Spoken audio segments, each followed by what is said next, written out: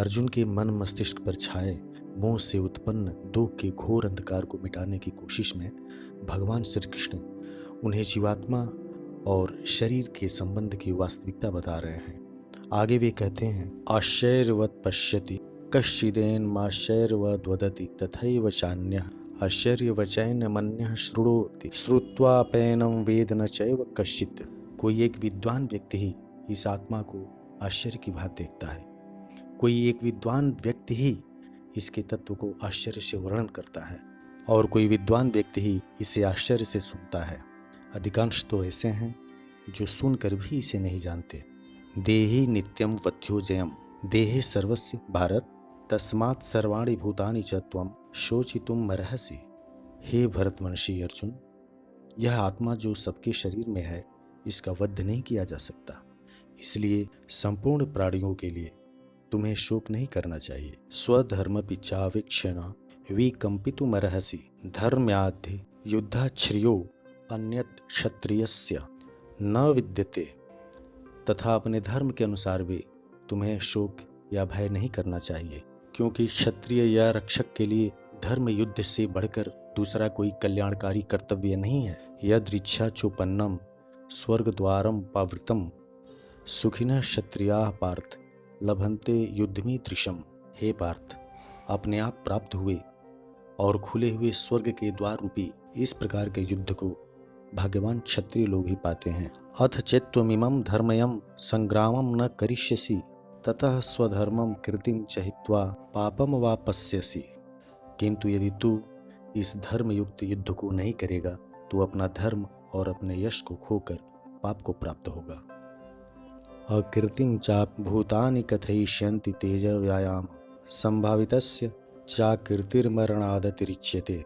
और सभी लोग तेरी बहुत समय तक रहने वाली अपयश की चर्चा करेंगे और माननीय मनुष्यों के लिए तो अपयश मृत्यु से भी बढ़कर है। भयाद्रणातु परतम मनस्यन्ते त्वाम महारथा येषां च त्वं बहुमतो भूत्वा यास्यसि लाघवम्।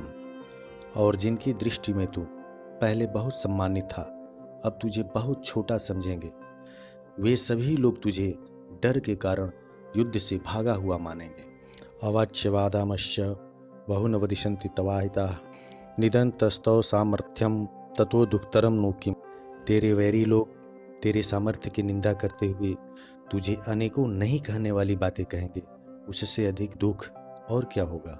हतो वा प्राप्यसि स्वर्गम जित्वा वा मोक्ष्यसे महीम तस्मादुत्तिष्ठ कौन्तेय योधाय कृत्य निश्चयः। या तो तू युद्ध में वीर गति को प्राप्त होकर स्वर्ग को प्राप्त होगा या युद्ध में जीतकर पृथ्वी का राज्य भोगेगा। इसलिए हे कौन्तेय, तू युद्ध के लिए निश्चय करके खड़ा हो जा। सुख दुखे समय कृत्वा लाभा लाभौ जया जयौ ततो युद्धाय युज्यस्व नैवं पापम वा पश्यसि। जय पराजय, लाभ हानि और सुख दुख को समान समझकर युद्ध के लिए तैयार हो जा। इस तरह युद्ध करके तू पाप को नहीं प्राप्त होगा। एषा ते भीता सांख्ये बुद्धिर्योगे त्विमाम श्रेणु बुद्धिया युक्तो यया पार्थ कर्म बंधम प्रहास्यसि। पार्थ, यह बुद्धि तेरे लिए ज्ञान योग के विषय में दिया हूँ और अब तू कर्म योग के विषय में सुन, जिससे तू कर्मों के बंधन को पूरी तरह छोड़ देगा या पूरी तरह नष्ट कर डालेगा। नेहाभिक्रम नाशो वस्ति प्रत्यवायो न विद्यते स्वल्पम प्ययस्य धर्मस्य त्रायते महतो भयात्। इस कर्म योग में कर्म का जो बीज है यानी जो शुरुआत है वह नष्ट नहीं होता, अर्थात कर्म आरंभ करने वाले का नाम सदैव उससे जुड़ा रहता है। और इस कर्म योग में फल की चिंता का जो दोष है, दोष व्यक्ति के मन में नहीं रहता, बल्कि इस कर्म योग को व्यक्ति थोड़ा सा भी साध ले तो यह जन्म मृत्यु रूपी बड़े डर से भी रक्षा कर लेता है।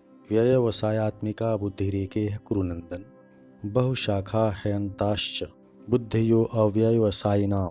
हे अर्जुन, इस कर्म योग में दृढ़ और निश्चयी व्यक्ति की बुद्धि सदैव स्थिर यानी एक सी बनी रहती है, परंतु विवेकहीन और अस्थिर विचार वाले मनुष्यों की बुद्धियां अनेकों शाखाओं में बटी हुई अनंत होती हैं। याम इमाम पुष्मिताम वाचम प्रवदन्त्य विवशितः वेदवादरताः पार्थ नान्यदस्तीति वादिनः कामात्मानः स्वर्गपरा जन्म कर्म फल प्रदाम क्रिया विशेष बहुलाम भोगेश्वरी प्रति भोगेश्वरी प्रसक्तानां त्याप्रहिच्छेत्सा व्यवसायात्मिका बुद्धि समाधो न विधीयते। हे अर्जुन, जो लोग भोग विलासिता में रमे हुए हैं, जो सिर्फ कर्मों के फल की प्रशंसा करने वाले वेद वाक्यों में ही प्रेम रखते हैं, जिनकी बुद्धि में स्वर्ग यानी परम सुख ही सबसे बड़ी वस्तु है, जिनके लिए स्वर्ग से बढ़कर दूसरी कोई वस्तु ही नहीं है, ऐसे बुद्धिहीन अविवेकी लोग सिर्फ और सिर्फ दिखाऊ और सुंदर लगने वाले प्रवचन देते रहते हैं, जो कि जन्मों के रूप को कर्मों का फल बताती है। भोग और ऐश्वर्य की प्राप्ति के लिए नाना प्रकार की अनेकों क्रियाओं का वर्णन करने वाली है। ऐसे प्रवचनों द्वारा जिनका मन भ्रमित कर दिया गया है और जो भोग और विलासिता में अत्यंत आसक्त हैं, उन लोगों की ईश्वर में दृढ़ विश्वास की बुद्धि नहीं होती।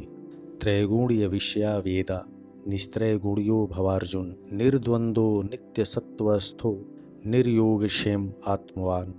हे अर्जुन, वेद उपर्युक्त प्रकार से तीनों गुणों के कार्य रूप समस्त भोगों एवं उनके साधनों का प्रतिपादन करने वाले हैं। इसलिए तुम उन भोगों और उनके साधनों से दूर होकर खुशी शोक आदि के द्वंद्वों से मुक्त होकर नित्य वस्तु परमात्मा में स्थित हो तथा जो नहीं प्राप्त है उसकी और जो प्राप्त है उसकी रक्षा की चिंता न करते हुए स्वाधीन अंतःकरण वाला कर्तव्य परायण बन।